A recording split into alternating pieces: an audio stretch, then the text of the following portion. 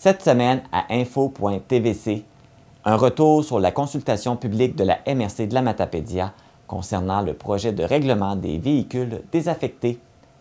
Les élèves de la polyvalente Forimond de Cauze-Abscale organisent pour une deuxième édition la Friperie du Bonheur. Le Centre d'action bénévole et la Caravelle nous présentent leurs services de transport. En cette période des impôts, des conseils pour bien s'en sortir de la CEF de la péninsule et mon entretien avec la youtubeuse Victoria Charlton qui était de passage à Amqui le 7 mars dernier. Bonne émission!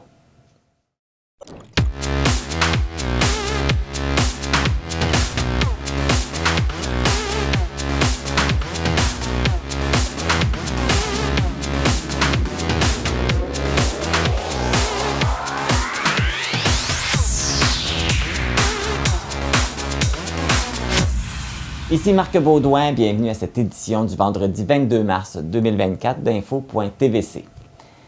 Aujourd'hui est la journée mondiale de l'eau et lorsque l'eau est rare ou polluée ou que certaines populations n'y ont pas accès ou y ont un accès inégal, des tensions peuvent apparaître entre les pays concernés.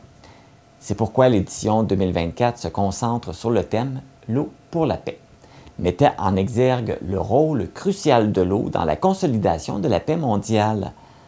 Cet événement souligne comment la gestion et la conservation de l'eau peuvent prévenir les conflits et favoriser la prospérité globale.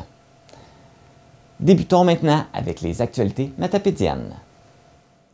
Voici les actualités matapédiennes du 22 mars 2024.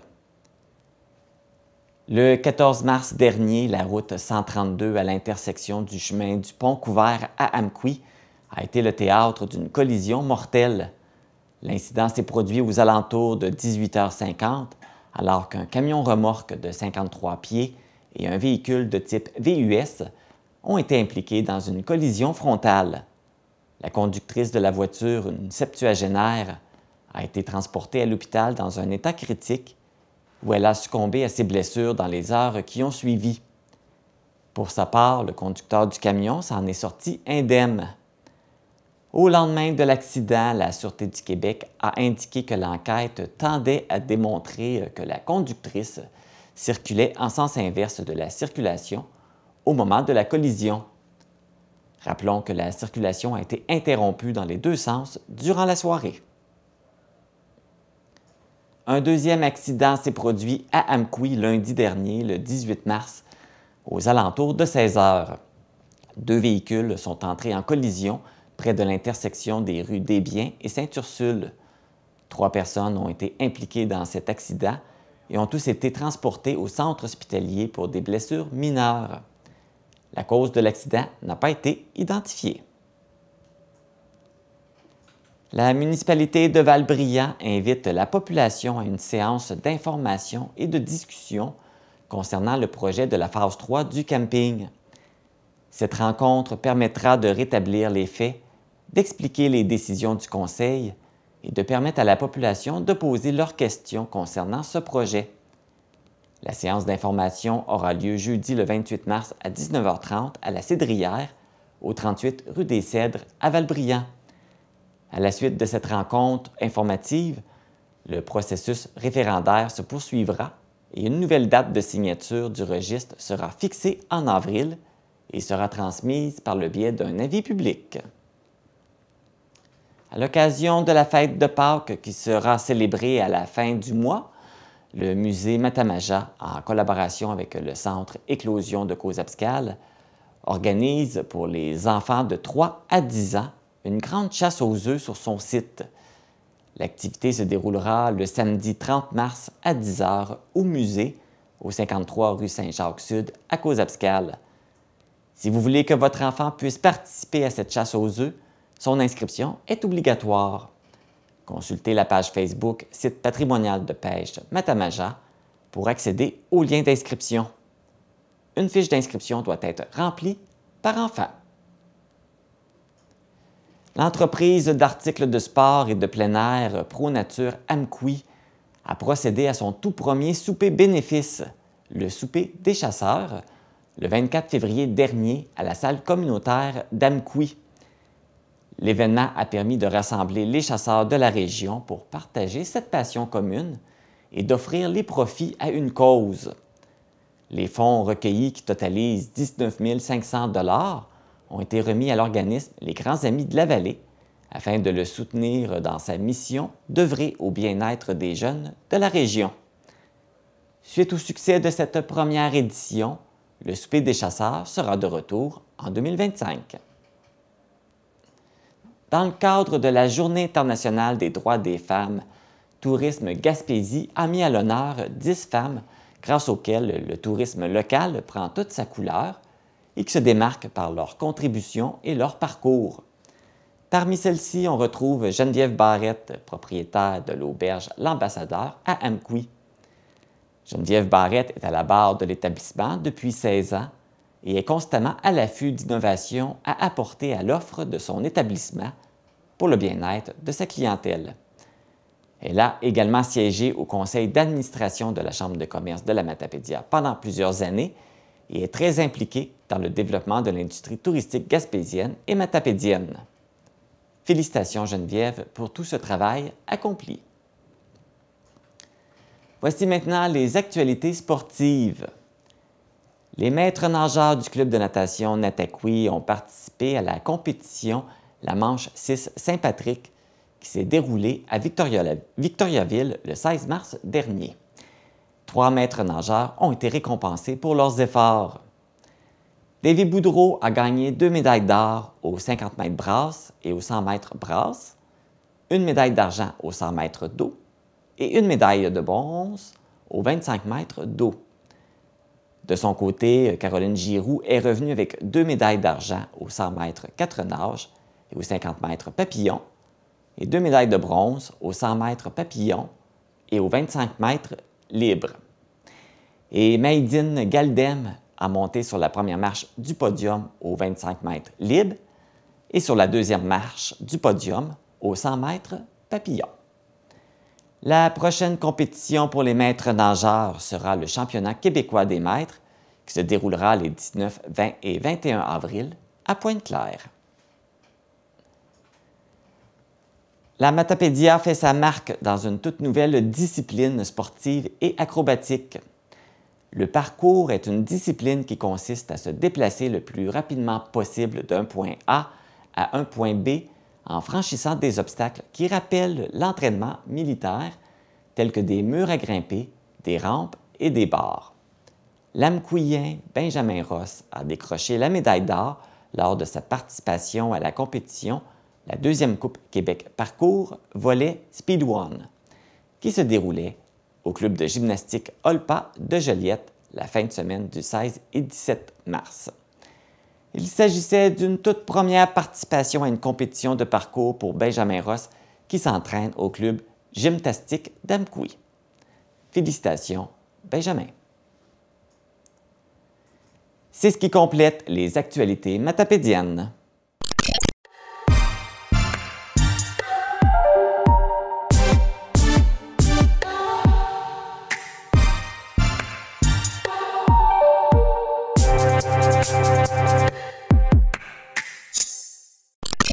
Lors de la séance ordinaire du Conseil de la MRC de la Matapédia, tenue le 14 mars dernier, la MRC a tenu une consultation publique concernant le projet de règlement 2024-02 qui prévoit modifier le schéma d'aménagement afin d'encadrer l'implantation de véhicules désaffectés, c'est-à-dire les conteneurs, les wagons et les remorques de camions. Une centaine de citoyens, d'élus et d'entrepreneurs ont participé à cette consultation et ont pu poser des questions et formuler des commentaires qui feront l'objet d'une analyse pour la poursuite du processus. On vous présente quelques arguments qui ont été apportés lors de la consultation publique. Nos recommandations pour les conteneurs, ça ressemble un peu, être autorisés sur tous les terrains industriels, commerciaux, les fermes, les érablières, les lots forestiers, ainsi que tout commerce qui peuvent avoir besoin en entreposage. Être placé à une distance raisonnable des voies publiques, si possible. On comprend que ça prend une réglementation pour encadrer ces entreposages. Nous sommes entièrement d'accord de les interdire dans les zones résidentielles, ça va de soi. Mais n'oubliez pas que les entreprises, les commerces, les fermes, les érablières, les propriétaires de l'eau privée et j'en passe génèrent énormément de retombées régionales. trouvez ça simple peut-être de mettre un règlement très drastique comme il était proposé, en vous disant, ils ont juste à s'adapter, c'est facile. N'allez pas mettre de taxes, des demandes de permis, des demandes de dérogation et de la paperasse à pu finir. On en a assez, on en a le plein les bras de cette paperasse. Malgré plusieurs recherches, je n'ai pas été en mesure de trouver un seul schéma au Québec qui identifie si précisément les conditions applicables aux conteneurs, wagons et remorques dans un schéma d'aménagement.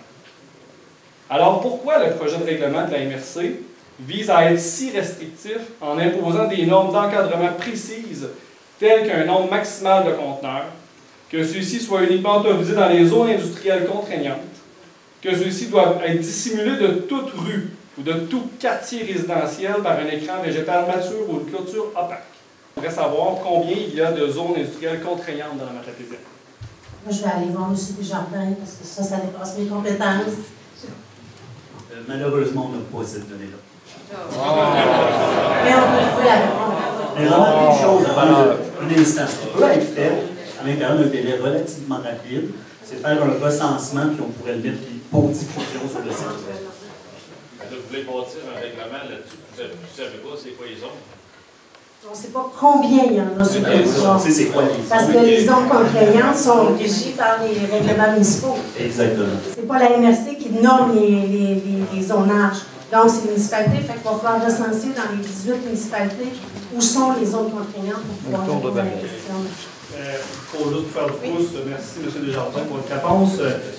Effectivement, je trouve ça quand même assez difficile à comprendre le fait que vous exigez que ce soit uniquement dans les zones industrielles contraignantes, mais que vous n'ayez aucune information et aucune façon de nous dire quelles entreprises seront touchées par ce règlement-là. Donc ça, c'est important de le savoir. C'est important de le savoir, que ça aurait dû être su avant de lancer la réglementation. Également, dans ces zones industrielles contraignantes-là, on en connaît, pour être dans le métier, on en connaît quand même plusieurs, mais plusieurs, je vous dirais que ça se compte assez simplement sur les doigts des deux mains. Des zones industrielles contraignantes, il y en a très peu dans la Matapédia, et je vous dirais même qu'il y a des zones industrielles contraignantes qui n'ont aucune entreprise à l'intérieur. Donc, je vous dirais que ça serait important vraiment de déterminer quelles sont ces entreprises-là, parce que ma prochaine question, c'est de savoir combien d'entreprises sont touchées, et je crois que vous n'avez pas la réponse non plus. Donc, on n'a même pas la réponse de combien il y en a exactement sur le territoire. De remorques, de conteneurs, de wagons, là, parce que c'est difficile. Le monsieur, je pense qu'il l'a bien dit tantôt, là, il y en a qu'on voit, il y en a qu'on ne voit pas aussi. Fait que, un chiffre exhaustif, c'est clair qu'on n'a pas. Et comme vous disiez tantôt, si ça avait une réglementation, tout ça, peut-être qu'on aurait ces statistiques-là, mais on ne les a pas présentées. La dernière question. Les municipalités ne les ont pas plus. Là, je vous poserai la question pour la ville d'Amqui. Vous ne devez pas avoir. Nous, on a toute cette information-là, madame la Vous l'avez? On va pas vous l'attendre. Avec notre service d'urbanisme, on a toute cette information disponible. On est, je pense, la seule municipalité qui a un règlement sur les conteneurs. Est-ce que notre règlement va être respecté après le vote ou comment ça va se passer? Je pense qu'on a. Je ne manque pas de réponse nécessairement parce que vous l'avez comme dit, là, dans 6 mois, tout va être égal partout. C'est sûr que nous autres, je pense qu'on a un problème acquis. Ça, c'est une première chose. Ah, c'est sûr que si le règlement, mettons, il y a un règlement qui va être adopté, les municipalités, vous allez avoir à conformer à ça. Mais c'est sûr qu'il y a un délai, là. Il va y avoir des délais de prescription et tout ça, là. C'est sûr que ça ne se fait pas demain matin. Il y a des modifications de règlement. Il y a un coût relié à ça. Il y a un coût énorme. Nous, s'il faut adapter le règlement qu'on a, il faut avoir fait des modifications. Puis on s'entend plusieurs milliers de dollars d'investissement, à part, je ne compte pas les heures pour passer là-dessus. Parlant de calcul tantôt, moi j'ai fait un petit calcul vite fait. Vous avez fait un post sur Facebook, vous avez dit qu'il y avait environ 300 conteneurs dans la MRC. Si tout le monde veut se conformer et enlever leurs conteneurs puis se construire un bâtiment qu'on va évaluer à peu près 55 000 par bâtiment, ça veut dire qu'il faut obliger toute la population à dépenser 16 500 000 quand on est dans les MRC les plus pauvres du Québec. Moi, je trouve que ça n'a aucun sens. Si on applique ce règlement-là, c'est ça que vous avez calculé. C'est ça. Parce que vous dites que vous n'avez pas calculé le coût, moi je l'ai calculé vite fait. Je pense que les entreprises, c'est comme ça a été dit, on a besoin de vous, mais vous avez besoin de nous. C'est nous qui apportent les gens à rester ici, c'est nous qui donnent des emplois à tout le monde. comme je dis, moi, je suis prête à mettre mon conteneur beau. J'en ai 2 dans ma cour, puis, tu sais, visuellement, je peux te dire que c'est pas les plus beaux. Si j'ai besoin de les mettre beaux, j'ai aucun problème avec ça. Je me suis construit une autre entreprise à Laurier Station, puis ce que je trouve drôle, c'est que je suis directement sur le bord de la Rogne, où il y a beaucoup plus de monde qui vont passer en avant, et j'ai le droit d'avoir des conteneurs dans ma cour, j'ai le droit d'avoir des méga d'eau. Ce que je trouve que c'est pas logique de demander à une place comme ici d'enlever tout ça, comme quand j'ai dit qu'on est une des MRC les plus, pas la plus pauvre, mais dans les plus pauvres. Et comme le schéma d'aménagement, il met en lumière le besoin immédiat d'avoir un développement durable accru pour la survie de notre planète, je crois que c'est comme si 2 choses s'opposaient. Donc, il y a des commerçants et des particuliers qui veulent recycler des conteneurs pour leur donner une deuxième vie. Puis, ce projet-là, pour l'instant, vient les contraindre assez pour que ça ne soit pas possible pour tout ce qui est commercial, forestier. Puis malheureusement, dans notre MRC, on n'a pas tant d'industrie lourde. Puis c'est peut-être pas notre souhait non plus. La beauté du paysage demeure davantage quand il y a moins d'industrie. Je trouve moi aussi que le règlement est trop précis pour être une question de vision dans un schéma d'aménagement. En voulant être trop précis pour bien faire, en disant que ce qui est permis, on risque de se menotter. Je vous donne des exemples. Les chantiers de construction, vous avez permis 2 conteneurs. Vous permettriez 2 conteneurs. Un pour les rebuts, un pour les matériaux. Et qu'en est-il des conteneurs à outils? Demain matin, la Mallée de la Matapédia est fermée aux entrepreneurs généraux qui ont le malheur d'avoir des conteneurs à outils. C'est pas pour mal faire, mais en voulant juste mettre ce qui est permis, on se limite et on se coupe l'imagination pour ce qui pourrait venir dans le futur. Or, votre méthode de protection implique uniquement un écran visuel qui soit végétal, à maturité, et des clôtures. Pas de toit. S'il faut que j'aie des clôtures aussi hautes pour ne pas les voir de la côte de Saint-Alexandre, depuis l'hôpital d'Amqui ou en arrivant d'Albertville, ça ne marchera pas. On s'embarque dans un fouillis ingérable, selon moi. Le fait des zones industrielles lourdes, contraignantes, d'après moi, je ne pense pas me tromper beaucoup, qu'il y en a à peu près 3 ou 4 dans la vallée de la Matapédia. C'est pas parce que les gens se sont levés un matin en disant « Ah, les conteneurs, c'est donc bien beau, j'en voudrais un dans mon salon. » Non, c'est lettre. Bon, sauf que on est la 101e sur 104 MRC, le salaire moyen de 30 000 $ par année, puis entre 250 et 350 $ du pied carré pour construire, bien, la surface d'un conteneur de 8 par 40, mais ça coûte 30 000 $ à construire versus 6 000 $ à l'achat. C'est pas de gaieté de cœur quand quelqu'un dit ben, je vais me mettre un beau conteneur dans ma cour. Non! C'est ça, on n'est pas à Outremont ni à Westmount. C'est triste, mais c'est le même. Et les parcs industriels légers, dans plein de villes qui se développent, dans plein de régions, permettent les conteneurs. Pourquoi nous, on ne pourrait pas? Il y a moyen de faire ça comme il faut, je pense, sans avoir besoin d'avoir des clôtures de 20 pieds de haut. Ça n'a aucun bon sens, ça va être laid. Pour être conforme au schéma d'aménagement, ben, au règlement qui, eux, seront conformes au schéma d'aménagement. Donc, question de vision, je pense que moi, je demande à ce que ce règlement-là soit mis sur la glace et qu'il soit revu dans un esprit de grande ligne, de vision, de schéma d'aménagement et non d'y aller trop précis. Je sais que ça peut être tentant, puis que ça veut dire on va enligner les choses comme du monde, mais ça, c'est le rôle de nos municipalités, bonnes ou mauvaises. Voilà. Si vous n'avez pas été en mesure de vous présenter à la consultation publique, il est encore possible de vous exprimer sur cette proposition de réglementation concernant les véhicules désaffectés en transmettant un avis écrit à la MRC de la Matapédia. Vous avez jusqu'au 11 avril pour le faire. Les élèves de la polyvalente Forimont présentent une 2e édition de son activité La Friperie du Bonheur. Je suis sur place pour aller les rencontrer et discuter de comment ils se préparent pour cet événement. Je suis en compagnie de 3 membres du comité organisateur, Liliana Pitre, Loïc Plante et Isaac Pitre. Bonjour à vous 3. Bonjour. Bonjour. Donc, c'est le retour de la Friperie du Bonheur cette année.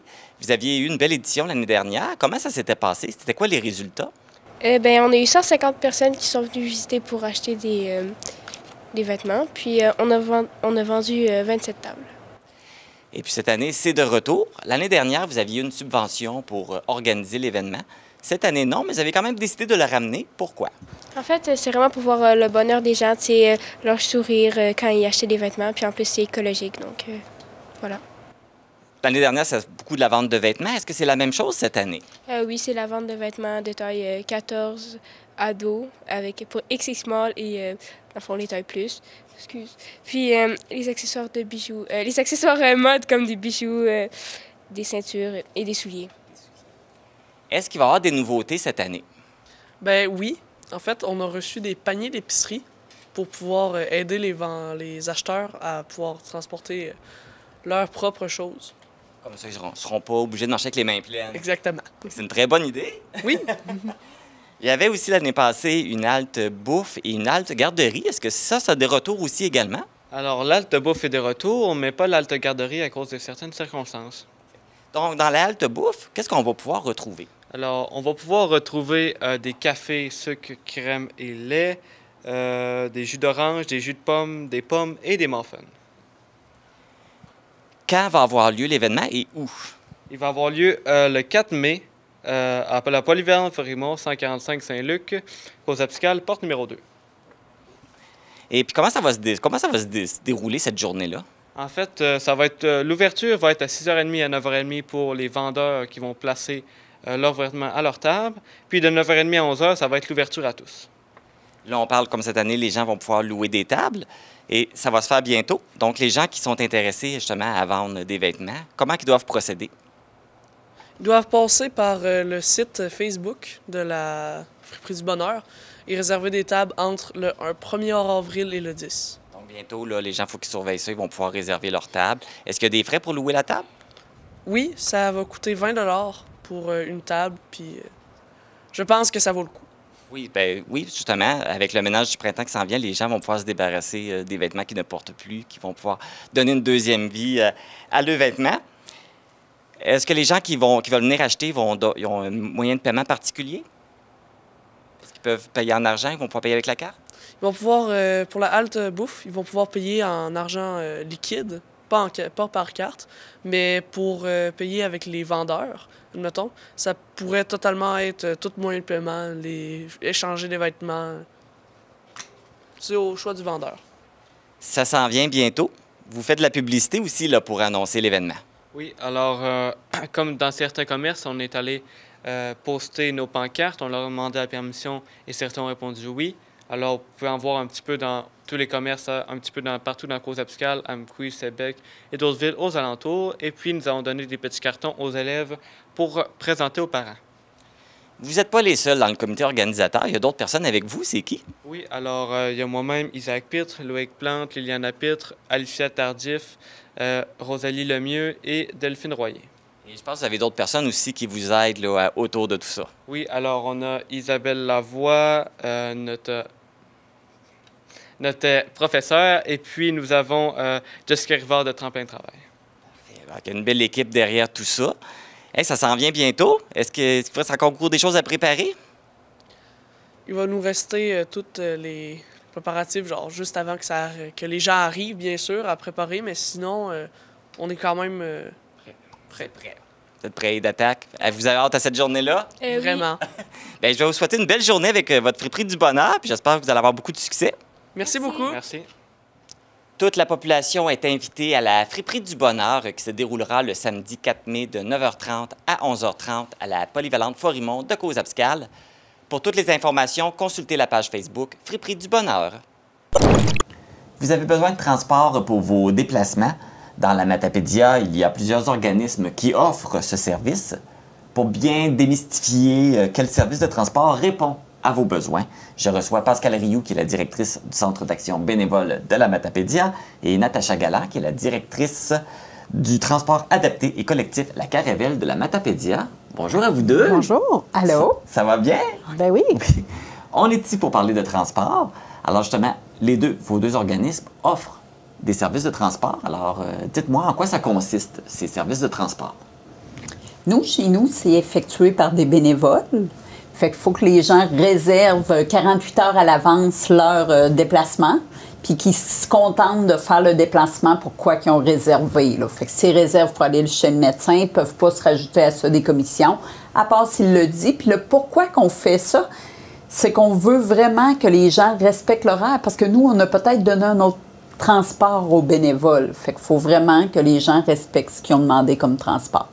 Là, comme tu le mentionnes, ça peut être pour des rendez-vous médicaux, des commissions. C'est à quoi y-a-t-il d'autres choses que les gens peuvent demander un transport? Tout ce qu'ils ont besoin. Okay. Comme là, on est dans la période d'impôt, là, fait que ça peut être pour se rendre chez le comptable, exemple. Si on peut le faire, on va les accompagner. Nous, c'est vraiment pas un service de taxi, c'est vraiment de l'accompagnement. Fait que si quelqu'un fait la demande de notre service, c'est qu'il a besoin d'accompagnement pour se rendre à son rendez-vous. Des fois, tu sais, comme quand on parle des hôpitaux, là, on va les accompagner pour être sûr qu'ils se déplacent à la bonne place.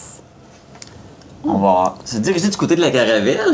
En fait, nous, c'est un service de transport par minibus. Nos clients collectifs sont toujours jumelés avec nos clients adaptés. Donc, s'il y a des places restantes disponibles là, qui peuvent réserver, il faut réserver toujours 24 heures à l'avance. Okay. En appelant à la répartition, puis elle indique toujours là, à quel endroit on va pouvoir prendre l'usager en fonction de l'adresse où il habite, puis en fonction du secteur aussi desservi.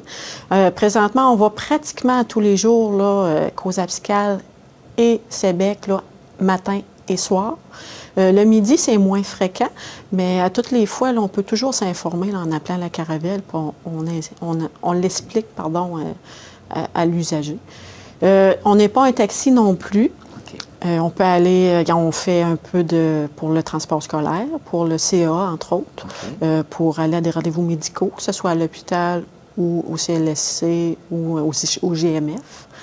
Sinon, les petites commissions, puis il y en a qui vont travailler aussi là, via nos services.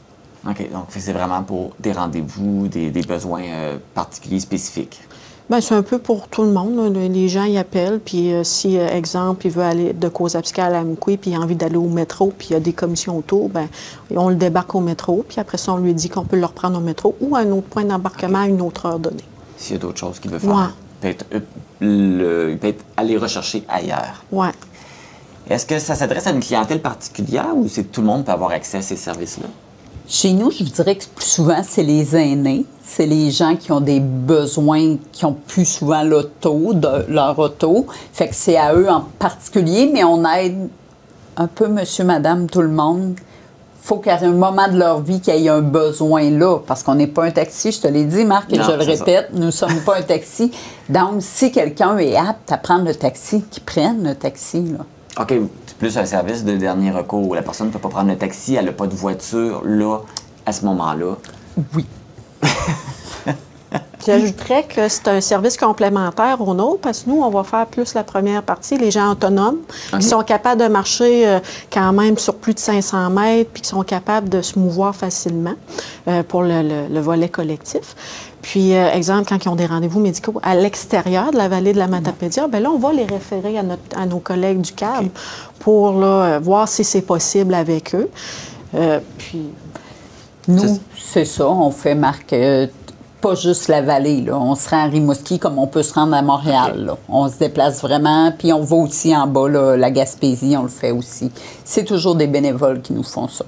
Juste pour revenir un petit peu, tu parlais du volet collectif, mais vous avez le volet adaptation, le transport adapté. Donc, ça, c'est plus pour les personnes à mobilité réduite. Oui. Ou... Les personnes à mobilité réduite, eux autres, sont beaucoup référées par le... Pardon. par l'hôpital, le CI3S, parce que c'est beaucoup de clientèle à eux là, qu'on va voyager pour le... C'est surtout des loisirs qu'ils font. Il y en a quelques-uns qui travaillent aussi, entre autres, chez Alliance, puis qui vont prendre nos services. Alors là, tu mentionnais que du côté du Cap, ça peut aller jusqu'à Rimouski. Vous, est-ce que vous allez plus loin que la Matapédia ou vous couvrez vraiment juste... Non, nous, on fait seulement la Matapédia. OK. À quel moment on peut utiliser les services? Donc, est-ce qu'il y a un horaire? Est-ce que les services sont disponibles 24 heures sur 24, 7 jours sur 7 ou c'est quand même limité? Bien, nous, il faut appeler au bureau sur les heures de bureau, là, du lundi au vendredi. Mais quelqu'un a besoin d'un transport qui part tôt le matin, exemple, pour se rendre à Québec. Les bénévoles, il y en a qui donnent des disponibilités. Fait que c'est vraiment d'appeler puis de prendre l'information. Okay. C'est sûr, si vous me dites on part à minuit pour aller, on va regarder s'il n'y a pas moyen. Parce que le bénévole, il faut qu'il le fasse. Il faut qu'il accepte de le faire. Fait qu'on y va vraiment avec les besoins de la personne, mais quand c'est réaliste. Selon le besoin, puis il faut que la personne l'appelle d'avance aussi. Oui, là, oui, pas appeler 48 la veille, heures il faut minimum. partir. Puis quand c'est du Québec-Montréal, là, souvent, ils savent d'avance là, qu'ils ont un rendez-vous à Québec ou à Montréal. C'est rare que c'est une dernière minute. Ça, on demande aussitôt qu'ils savent, qu'ils nous appellent pour qu'on puisse déjà là regarder avec un bénévole, parce que le bénévole va peut-être être parti 2 jours de la vallée, là. Fait qu'il faut lui prévoir dans son horaire. Du côté de la Caravelle, est-ce que c'est la même chose? Ou... Bien, en fait, nous, c'est 24 heures à l'avance, il faut qu'il appelle pour réserver. Oui, c'est du lundi au vendredi. Puis si vous avez besoin d'un transport pour le lundi, il faut toujours appeler le vendredi, avant midi. C'est vraiment important d'appeler toujours avant midi, parce que si vous appelez après ça, l'horaire est sorti. Un coup que l'horaire est sorti, il est trop tard. On ne peut plus ajouter personne, ça devient trop compliqué. Puis souvent, nos chauffeurs sont déjà partis avec les horaires. Donc, il y a cette contrainte-là. Présentement, on part le matin. Là, environ, les clients sont pris environ vers 7h30 pour une première arrivée à Amqui là, aux alentours de 8h. Puis le départ en après-midi, c'est vers 3h, 3h30 pour un retour là, dans les localités entre 4h et 5h30, tout dépendant où ils habitent. Le service est vraiment donné uniquement le jour. Oui. Il n'y en a pas le soir. Si quelqu'un aurait besoin le soir, ne peut pas utiliser le service. Bien, occasionnellement, ça peut arriver le soir et la fin de semaine, mais c'est surtout notre volet adapté. Ah, OK. Puis ça dépend toujours de la disponibilité des chauffeurs aussi. Là, du côté du Centre d'action bénévole, c'est des bénévoles qui sont en charge de ça. Du côté de la Caravelle, est-ce que c'est des bénévoles aussi? C'est des employés qui... Nous, dans le fond, on a notre propre flotte de minibus. Là, présentement, on en a 4. Puis on a 2 chauffeurs là, qui travaillent à toutes les semaines. Donc, on a nos propres employés. On gère ça c'est en régie qui appelle. Est-ce qu'il y a des frais pour utiliser les services de transport?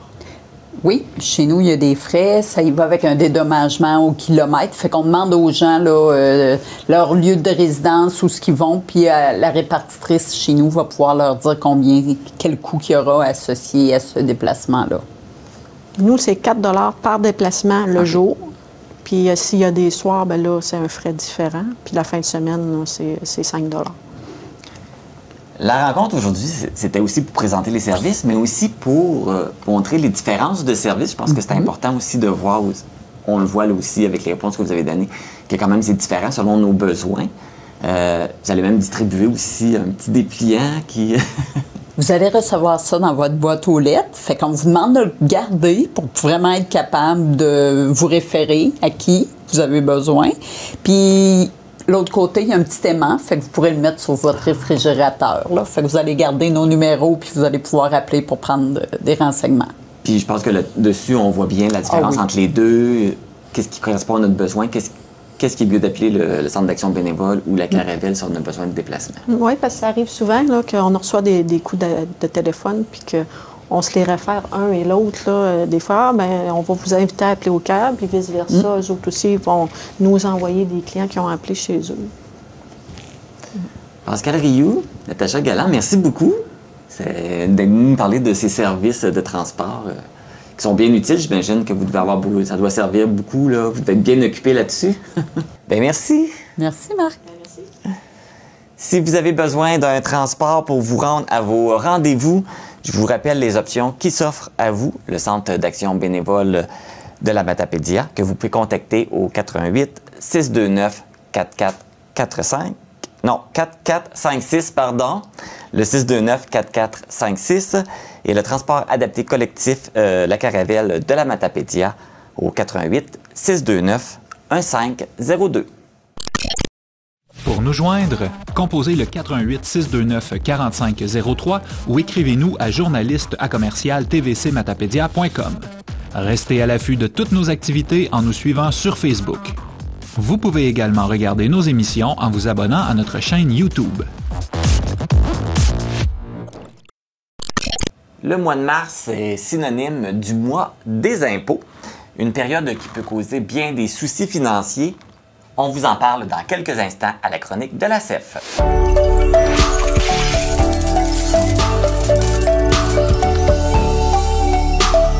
Je retrouve Hélène Guilbeault, la directrice de la CEF. Bonjour Hélène! Bonjour!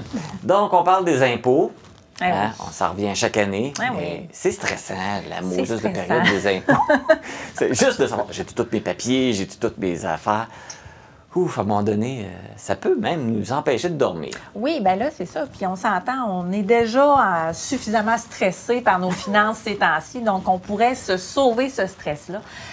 Fait que, oui, effectivement, de se poser la question, est-ce qu'on a tous nos papiers? À la base, c'est important de valider. Nos relevés d'emploi sont-ils tous là? Hein? C'est la première, la première chose très, très, très, très, très importante à savoir. Donc, si on a eu plusieurs emplois durant l'année ou quoi que ce soit, de valider qu'on a vraiment l'ensemble de nos relevés, donc nos T1 et nos T4, notre relevé 1, pardon. Bien, pour se rassurer là-dessus, on pourrait se faire une liste. Ben oui. Tu sais, qu'on reprend chaque année, c'est les mêmes papiers, puis là, on coche. Ça, je l'ai reçu. Ah, lui, je l'ai pas reçu. Exactement. Puis je dis ça de même, mais sur notre site web, il y en a une. Ah, c'est parfait. Fait qu'il y a toujours des moyens de dire, de nous enlever le stress d'avoir à toujours penser à tout ça. Exactement, exactement. Puis aussi, bien, si, exemple, on a fait des cotisations à des REER ou des trucs comme ça, bien, c'est important d'avoir ces papiers-là aussi. Parce que les REER, il faut le savoir, quand on cotise à des REER, bien, ça diminue notre revenu imposable. Donc là, c'est intéressant, on peut avoir un retour d'impôt à ce moment-là. Donc, c'est important de pouvoir les indexer. Et aussi, bien, ce qui est important de savoir, c'est qu'on peut mettre aussi la première partie de l'année 2024. Oui, c'était là ma question, parce qu'à un moment donné, ça vient mêlant, parce qu'il nous envoie les 30 premiers jours de l'année, les restants de l'année. Qu'est-ce qu'on peut mettre? Qu'est-ce qu'on ne peut pas mettre au niveau des REER? On a toujours la possibilité, durant la première partie de l'année, donc les 30 premiers jours de la nouvelle année, de pouvoir réduire notre charge fiscale d'une certaine façon en cotisant dans des REER. Donc, ça va nous permettre de diminuer notre revenu d'imposition si on pense qu'on n'a pas assez payé d'impôts, des trucs comme ça, ou qu'on a eu des revenus supplémentaires qui ont fait en sorte que, oups, on va peut-être avoir une facture d'impôt, bien, on peut aller chercher un retour d'impôt de cette façon-là en cotisant dans nos REER. Donc, c'est le cas des fois quand les gens ont des bonus de fin d'année ou des trucs comme ça qui arrivent juste le 31 décembre. Donc, c'est dur à ce moment-là de se planifier et de dire « Oh, OK ». Donc, ça nous permet, durant les 2 premiers mois de l'année en cours, de pouvoir faire là, la petite magie fiscale. Mais autrement, bien, il y a d'autres choses qu'on peut aller chercher. Donc, les gens qui sont à loyer, bien, ne pas oublier d'aller mettre les relevés 31. Donc, ça, c'est le propriétaire du bloc dans lequel on réside qui va nous fournir nos relevés 31. Et avec ça, bien, on va pouvoir aller chercher un crédit au niveau du provincial. Ce qu'on appelle l'impôt foncier. C'est pas ça qui est écrit dessus? Non? Non, l'impôt foncier, ça, c'est vraiment au niveau des gens qui ont peut-être des revenus, des revenus locatifs. Là, à ce moment-là, ils vont pouvoir mettre leur charge d'impôt foncier pour réduire tout ça. Mais lui, il va chercher à aller chercher vraiment notre crédit au niveau provincial là, de la solidarité. Donc, c'est quand même très intéressant d'aller chercher tout ça. Donc, on a des guides pour faire notre liste pour savoir si on a tous nos papiers. Ben, oui. Un autre souvent stress, des fois, c'est les dates. Parce qu'on a des dates limites à respecter. Et puis, ça c'est stressant. Ça, c'est stressant. Effectivement, c'est toujours stressant. Donc, on s'entend, ultimement, il faut respecter le plus possible la date.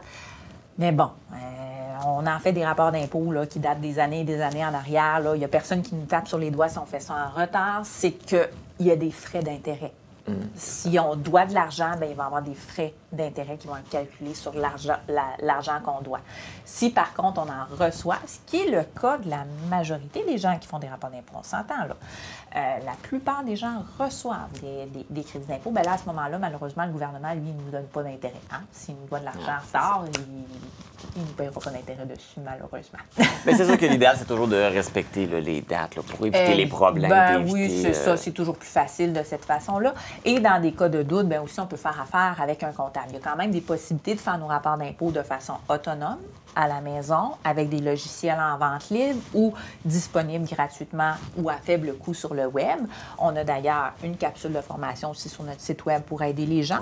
Hein? Parce que, veux pas, des fois, ça peut être long si on va voir un comptable. Des fois, les listes d'attente. Des fois, on n'a pas toujours les moyens de se payer un professionnel non plus. Donc, là, il y a un autre stress. J'ai pas les moyens de me payer un professionnel. Je suis pas nécessairement capable de faire.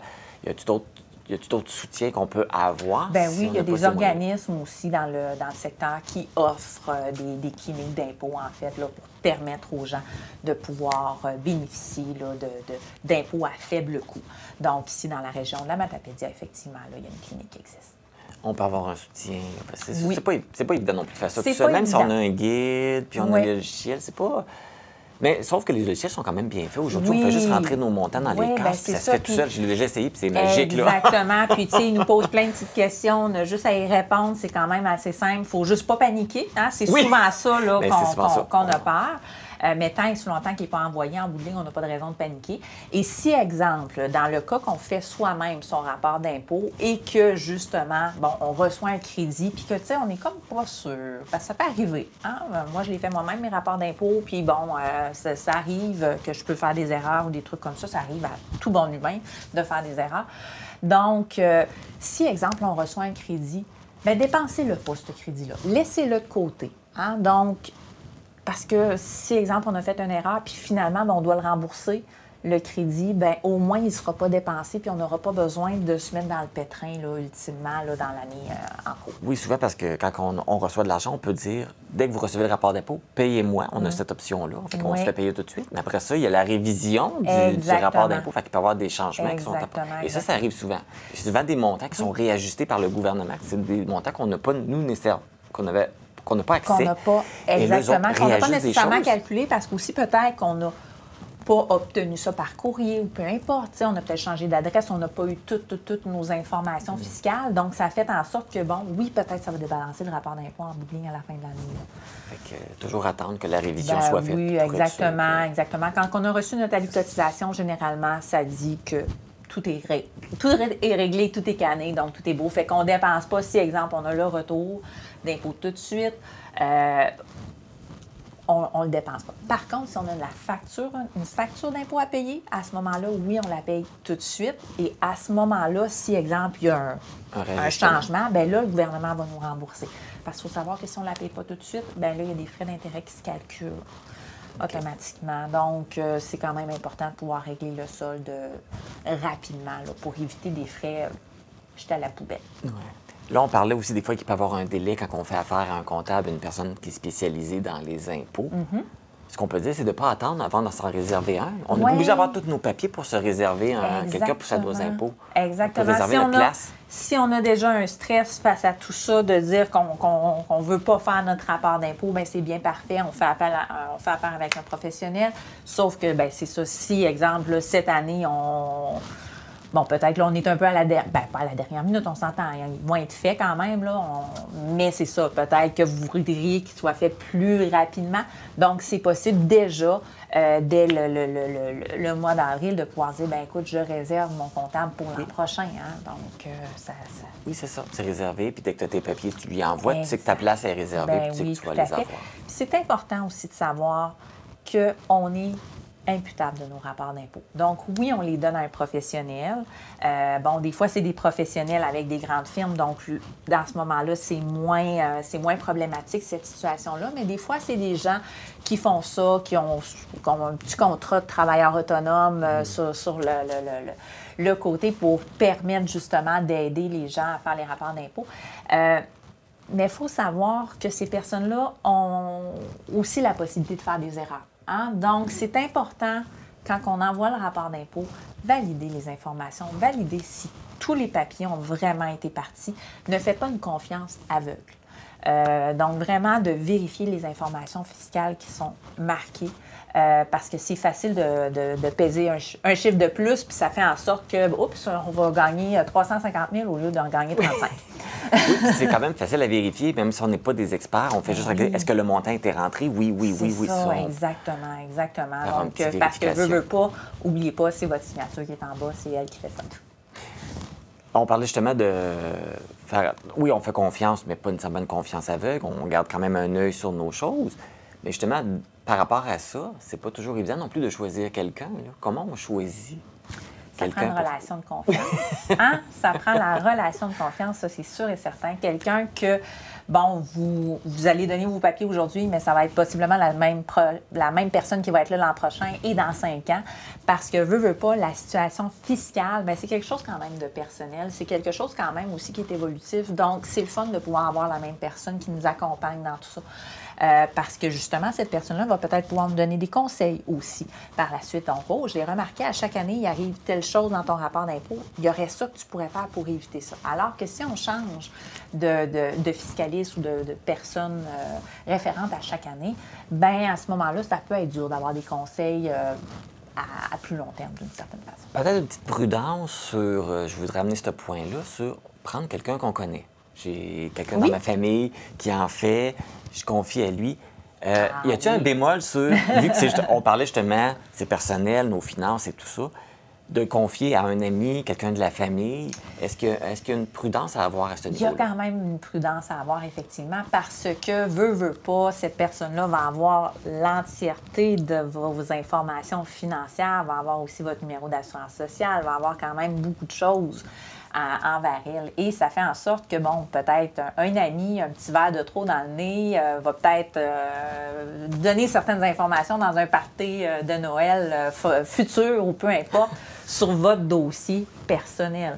On s'entend. Donc, des fois, d'avoir quelqu'un dans la famille, ça peut être ambigu. Et des fois aussi, bien, ça peut créer des fois un certain sentiment d'infériorité ou quoi que ce soit, et peut-être même de jalousie aussi. Hein, on sait, argent et couple ne font pas bonne entente, et souvent, argent et amis ne font pas bonne entente. Parce que là, ils vont savoir combien tu gagnes par année, qu'est-ce que tu fais, as-tu des placements, c'est à faire attention, mais en bout de ligne, si on a confiance à la personne, même si c'est un ami, puis qu'on sait que cette personne-là était droite et exacte, et en bout de ligne, bien, que l'aspect confidentialité est respecté. Mais ça, ce qui peut être fait, parce qu'avec les spécialistes, ils nous font signer des ententes de confidentialité. Mais si on le fait avec quelqu'un qu'on connaît, pourquoi ne pas faire signer une entente de confidentialité? Tu t'en tiens à ne pas parler de mes choses. Puis ça se fait. C'est une belle façon de se protéger aussi. Exactement.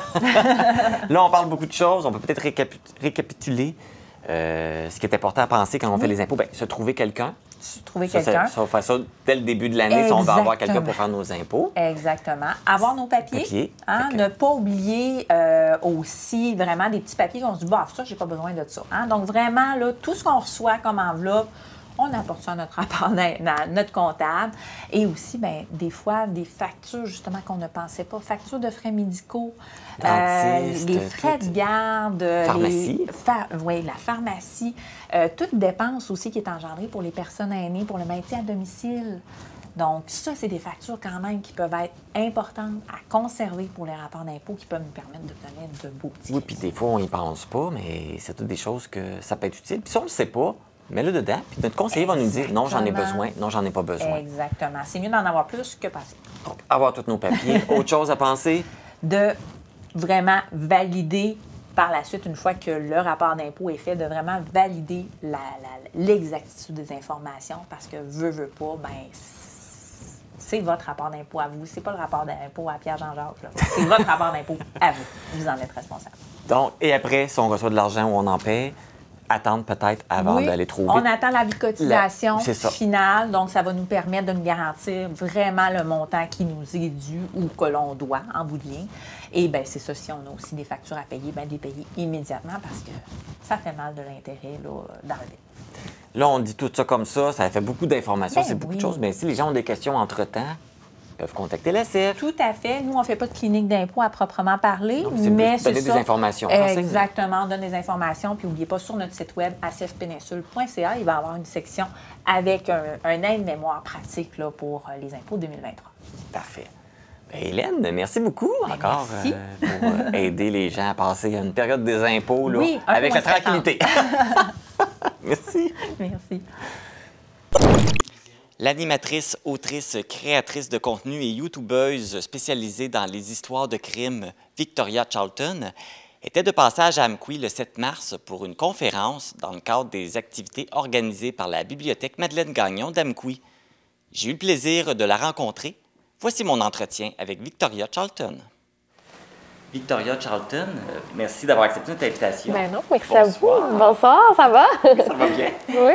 Bien, tout d'abord, bienvenue dans la Matapédia. Merci beaucoup. Très contente d'être ici. Est-ce que c'est la première fois que tu viens dans notre belle région?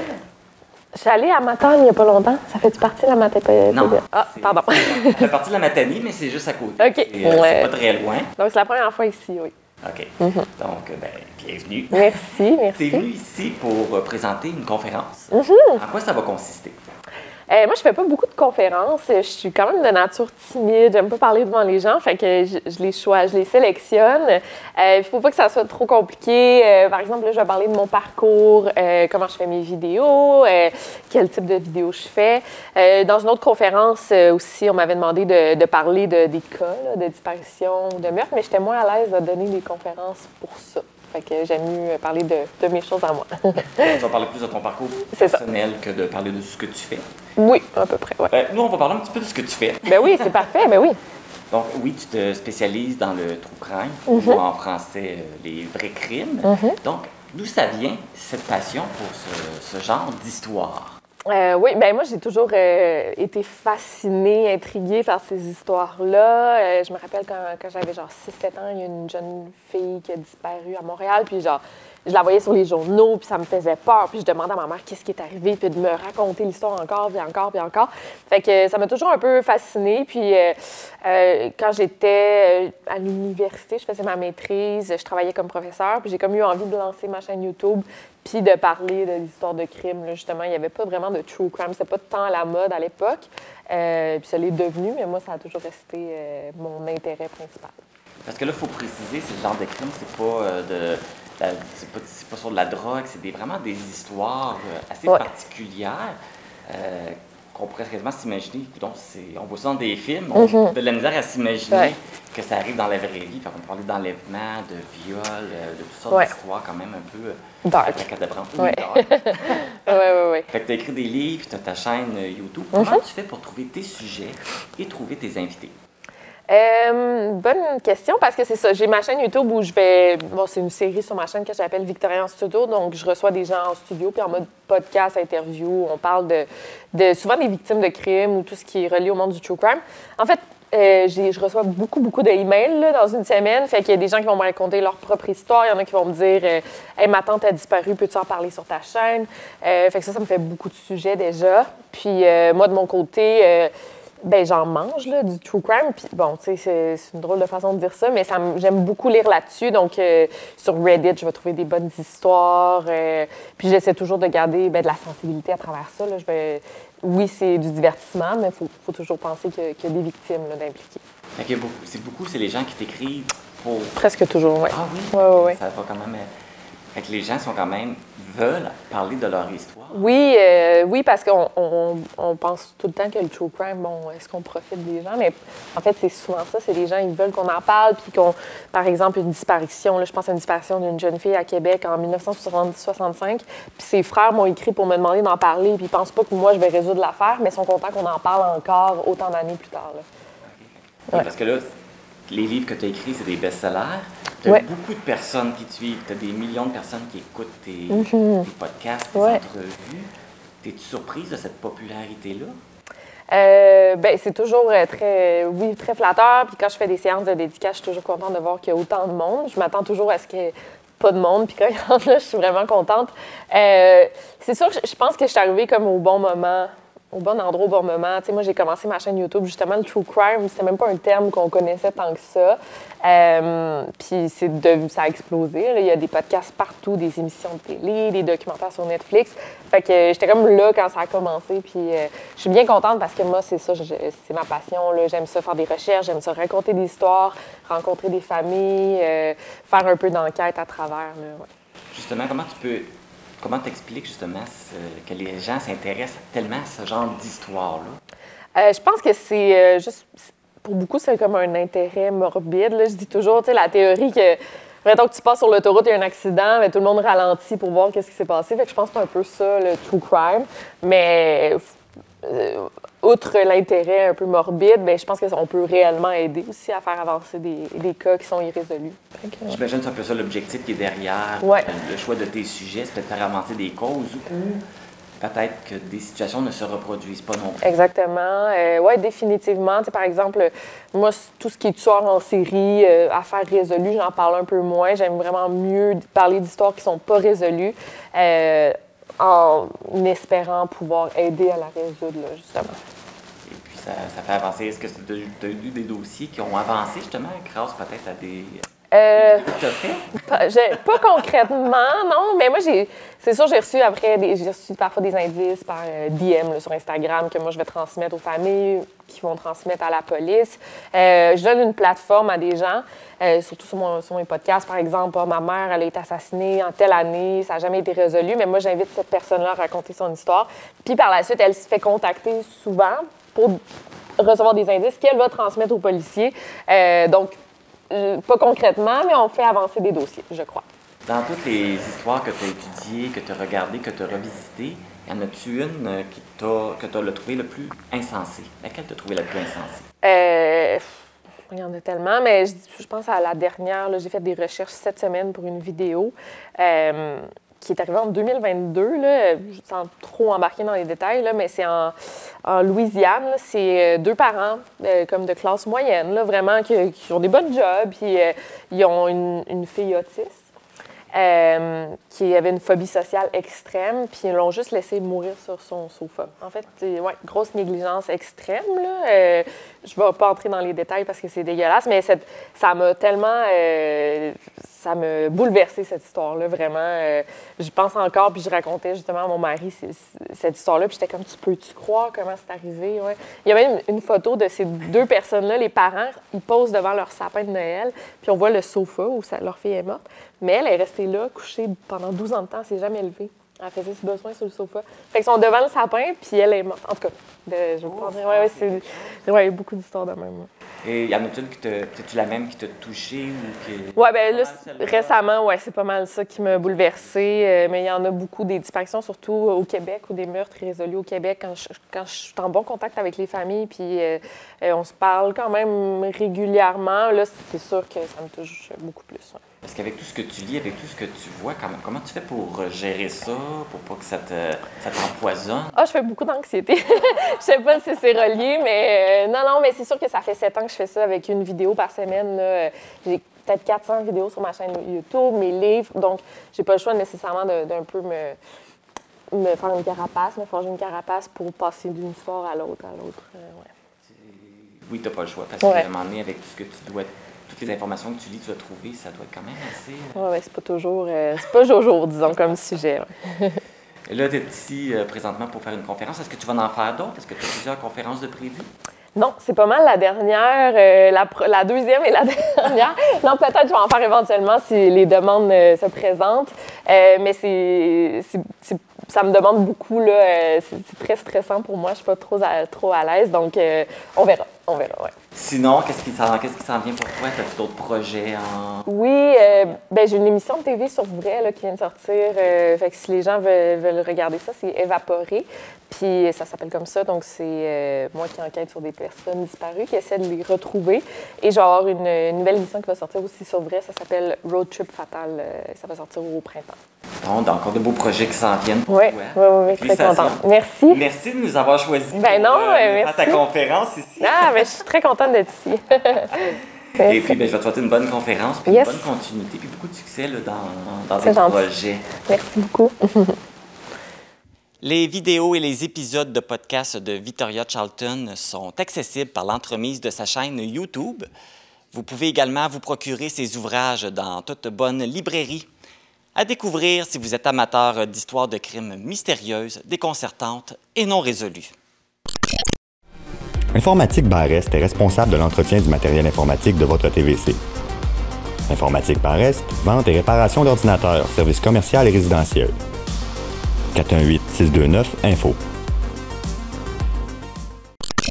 C'est ce qui termine cette édition du 22 mars d'Info.tvc. Merci d'avoir été à l'écoute. Les vêtements que je porte sont une gracieuseté de la boutique Passion Mode située à Cause-Abscale. Ne manquez pas le télébingo ce dimanche à 12h30. Les cartes à jouer sont de couleur noire. Pour ma part, je vous retrouve la semaine prochaine pour une autre édition d'Info.tvc. Bonne semaine!